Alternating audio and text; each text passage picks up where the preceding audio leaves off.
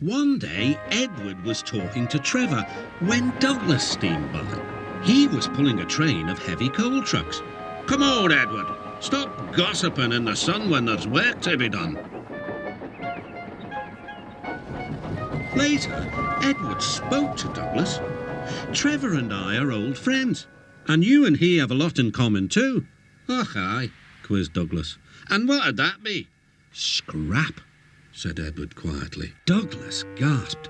"Don't mention that word. It makes my wheels wobble."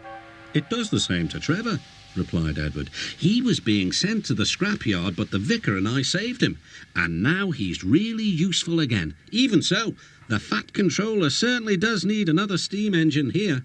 "Aye, and quickly," sighed Douglas. That night, Douglas was still working. He had taken the midnight goods train to a station at a faraway part of the island where only the diesels work.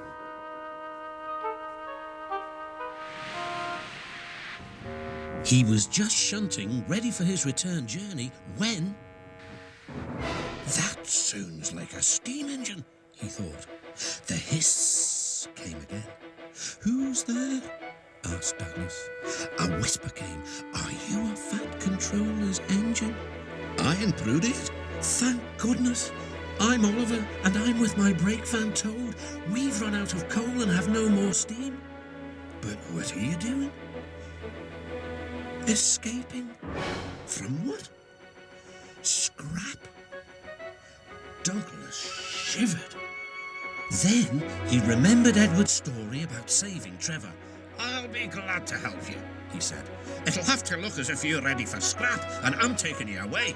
The drivers and firemen agreed to help too. Everyone worked fast.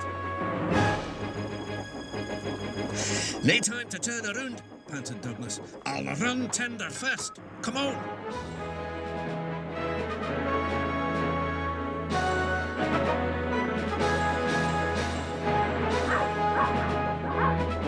But before they could clear the station, they were stopped. "Aha!" exclaimed the foreman. "A Great Western engine and a brake van too. You can't take these." "Ah, but they're all for us," said Douglas's driver. "See for yourself." The foreman looked all over Oliver. "Seems in order. Right, away, guard."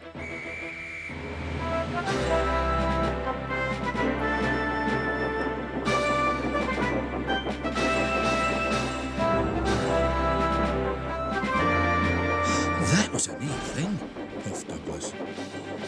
"We've had worse," smiled Oliver. And they forged ahead.